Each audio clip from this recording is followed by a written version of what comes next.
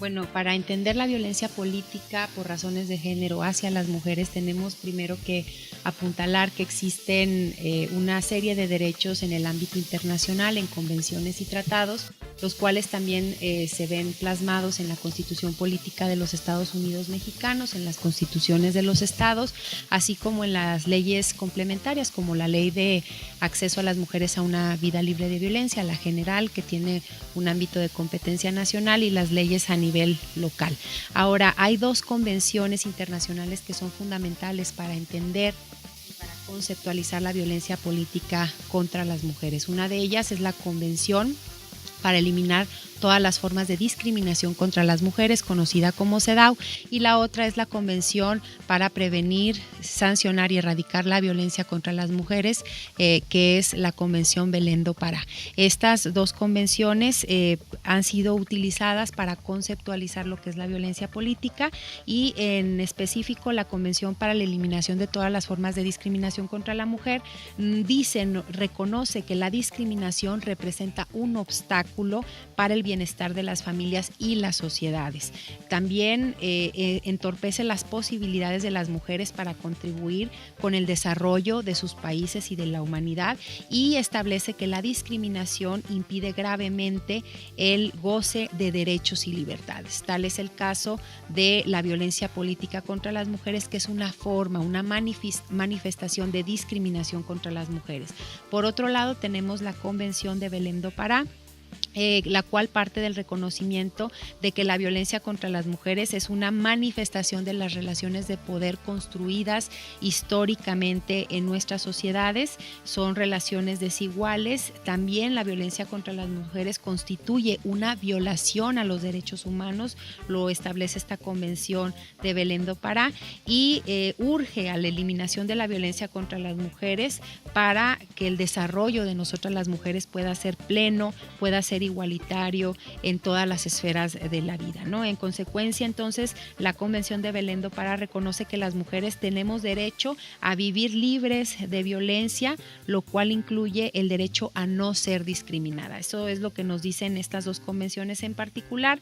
También ha habido pronunciamientos de la Corte Interamericana de Derechos Humanos al respecto, y del Comité de Expertos y Expertas de la CEDAW, a través de una recomendación, la número 19, que determinó que la violencia contra las mujeres contribuye a mantenernos subordinadas y a darnos un nivel inferior de educación, de oportunidades y, por supuesto, una escasa participación política.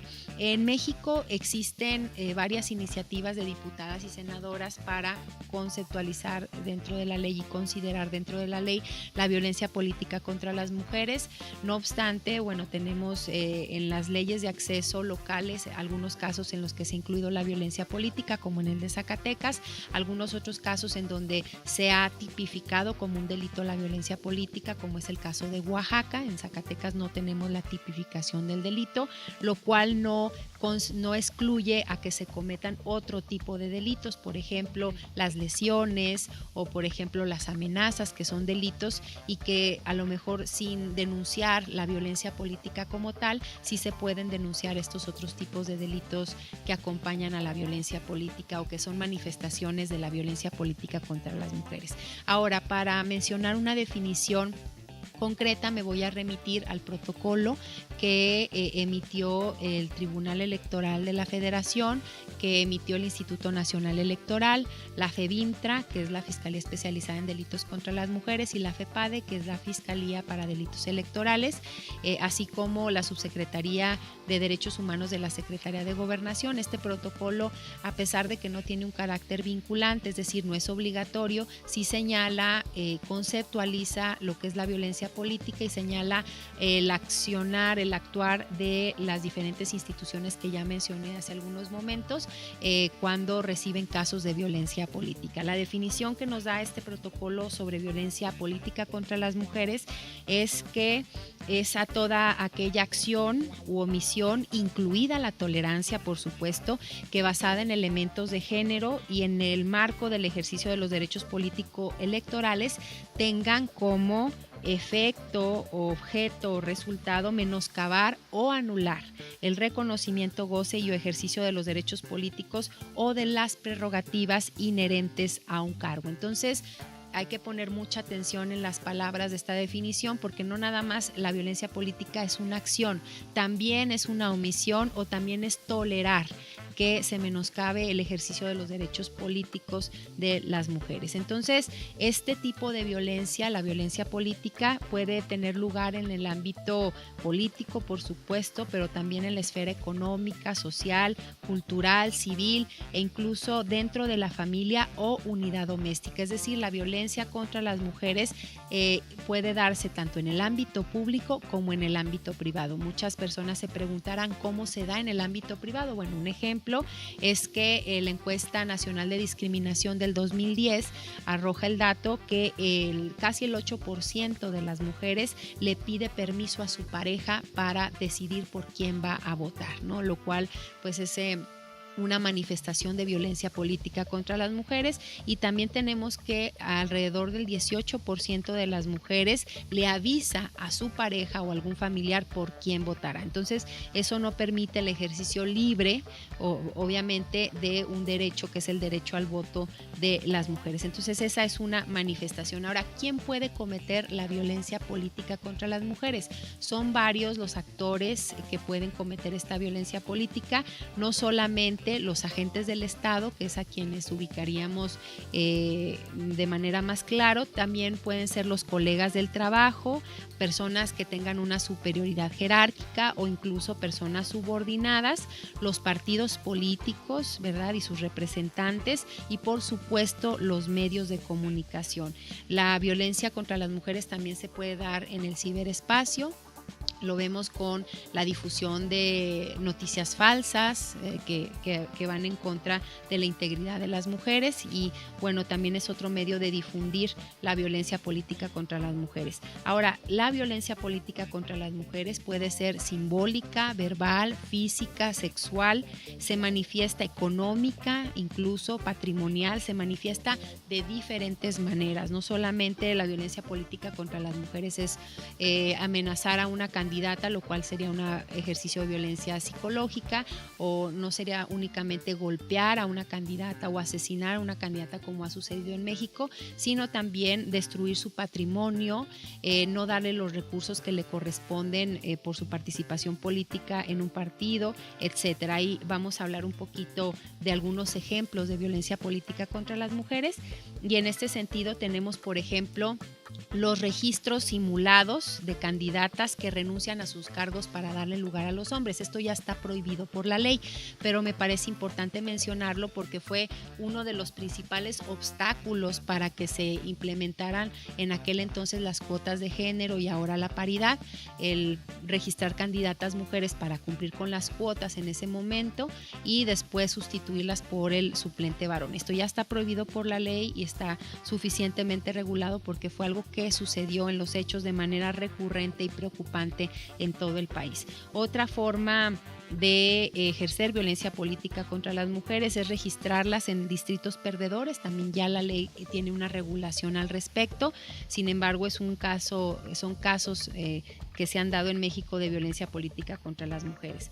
Las amenazas a las mujeres que han sido electas, tenemos múltiples ejemplos en todo el país de que cuando son electas las mujeres, pues se ejerce esa intimidación a través de amenazas, ¿no? La inequidad en la distribución de los tiempos de radio y televisión es una forma de violencia política contra las mujeres, cuando los partidos hacen que aparezca de manera más recurrente los hombres en las pantallas, en los spots de radio, en las redes sociales, que sus candidatas mujeres. Otra forma de ejercer violencia política contra las mujeres es la inequidad en la distribución de los recursos para las campañas, es decir, darle más dinero a los candidatos hombres que a los candidatos mujeres. En el 2015 el INE hizo un estudio que reflejó que las mujeres candidatas recibieron 30 millones menos en esa contienda electoral que los hombres. Entonces se refleja también en términos económicos esta violencia. Otra forma es la obstaculización de la participación de las mujeres en las reelecciones regidas por sistemas normativos internos, lo cual no tenemos en Zacatecas porque no tenemos comunidades indígenas que se elijan por sus propios sistemas de gobierno, pero sí se da mucho en el sur del país, en estados como Oaxaca, Guerrero, Chiapas. El ocultamiento de información es otra forma de ejercer violencia política contra las mujeres, cuando de parte del partido político no se le dan, por ejemplo, a conocer los tiempos de registro, los requisitos de registro, y esto influye en que las mujeres no puedan acudir a tiempo ante la autoridad electoral para poder participar en una contienda política. Otra forma de ejercer violencia política contra las mujeres son las represalias por vincularse y defender temas de género, temas relativos al género, o bien a los derechos humanos de las mujeres, tildarlas de rijosas, de conflictivas, de que siempre son las mismas las que traen estos temas, no tomar con seriedad sus propuestas, no darles el ejercicio de la voz en las reuniones. Todas estas son manifestaciones de violencia política. La desestimación y descalificación de las propuestas que presentan las mujeres, en determinado momento propuestas de campaña que pueden ser ignoradas, ¿verdad?, por venir de una mujer y que serían quizás aceptadas si vinieran de un hombre. Esa es otra forma de manifestar la violencia política contra las mujeres. Las agresiones verbales basadas en estereotipos y visiones discriminatorias contra las mujeres también es una forma de ejercer la violencia política. Y finalmente las más obvias, que tienen que ver con el acoso, los ataques físicos, la violencia sexual e incluso el asesinato, lo cual hemos visto en México.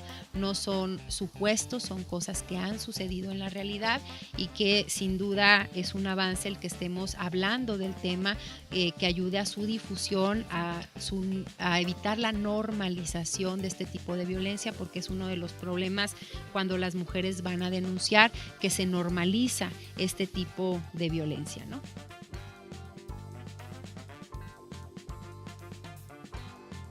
Hay que decirlo, las reformas a la ley electoral que permiten la mayor participación de las mujeres en el ámbito político, ya en condiciones de paridad incluso, han sin duda exacerbado en determinados momentos los ánimos al interior de los partidos políticos, en las comunidades, porque en muchas ocasiones no se quiere permitir que las mujeres sean quienes participemos en las contiendas electorales, quienes recibamos los recursos públicos para hacer campaña, etcétera. Entonces, sí hemos visto en Zacatecas varios casos de violencia política contra las mujeres, desde, por ejemplo, las síndicas, ¿no? No hay que olvidar que la ley electoral establece que si el presidente municipal es de un género, la síndica debe ser de otro.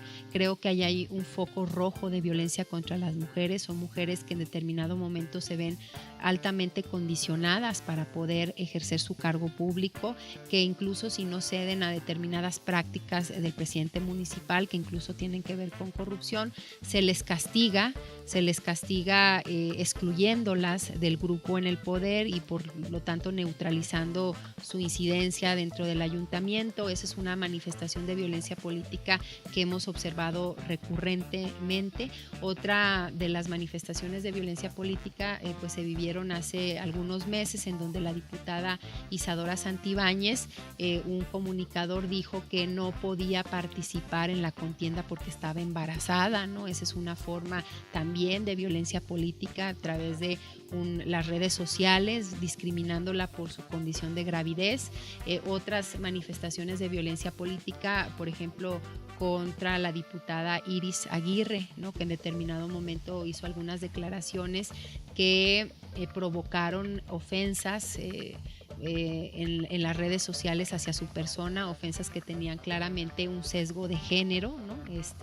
No son las ofensas que se le harían a un hombre, sino son ofensas que van dirigidas con precisión a su condición de mujer. Entonces estas son, digamos, manifestaciones que hemos vivido en Zacatecas de la violencia política de género, y hay que decirlo también, muchas mujeres en determinado momento la pueden vivir al interior de sus partidos políticos, pero no la denuncian porque no se quieren distinguir como las conflictivas, porque desconocen el procedimiento, porque no hay todavía un cuerpo legal que acompañe de manera integral a las víctimas y se pueda hacer una investigación, por ejemplo, como un delito.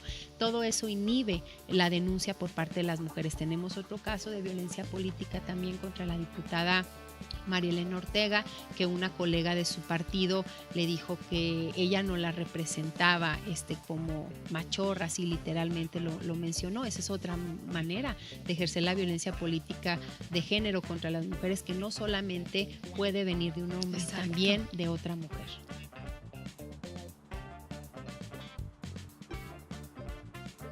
Bueno, en definitiva, yo creo que la reforma a la ley electoral que considera la paridad es un logro del movimiento de mujeres y del movimiento feminista. Es sin duda una lucha que tomó un par de décadas poder conseguir, y eso en definitiva es para el disfrute pleno de los derechos políticos de las mujeres. Ya el solo hecho de que estén representadas en la Cámara, en el Congreso del Estado, en los ayuntamientos, en la Cámara de Diputados, en el Senado, es un avance simbólico.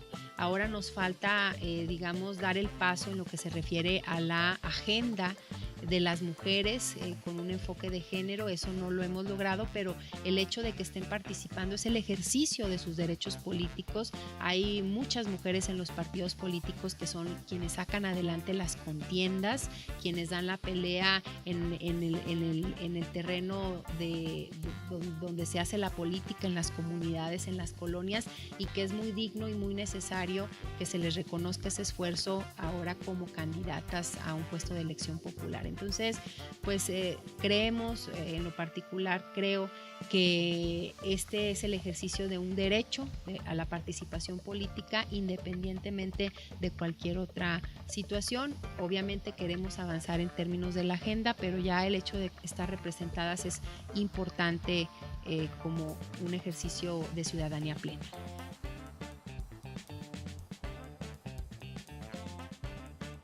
Hay un desconocimiento de nuestros derechos básicos como mujeres, como personas. Sin duda, esto ameritaría un mayor compromiso por parte del Estado en términos de, por ejemplo, darle un enfoque de derechos humanos y perspectiva de género a la educación, lo cual sería muy importante para que desde pequeños y pequeñas los niños y las niñas sepan cuáles son los derechos que las asisten. También hace falta campañas de difusión más decidida a nivel nacional, a nivel local, sobre los derechos políticos de las mujeres y sobre, por ejemplo, lo que es la violencia política contra las mujeres. No es suficiente lo que existe, pero ejercicios como este ayudan para que las mujeres se enteren cada vez más de que tienen derechos, tenemos derechos, y como dicen, la idea radical de que las mujeres somos personas.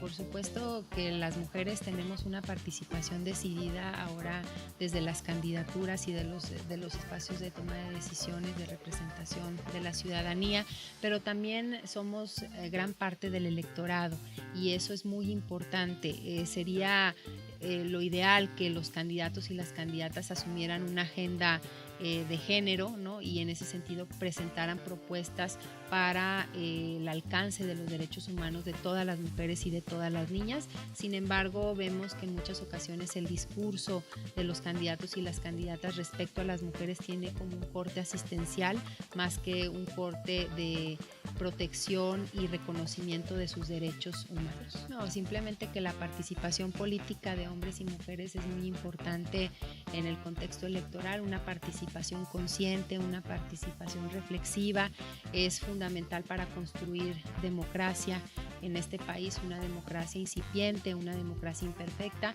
pero que tenemos que poner todos y todas nuestro grano de arena para que cada vez se vaya consolidando más y tener la posibilidad de que la política sirva efectivamente a los intereses de toda la población.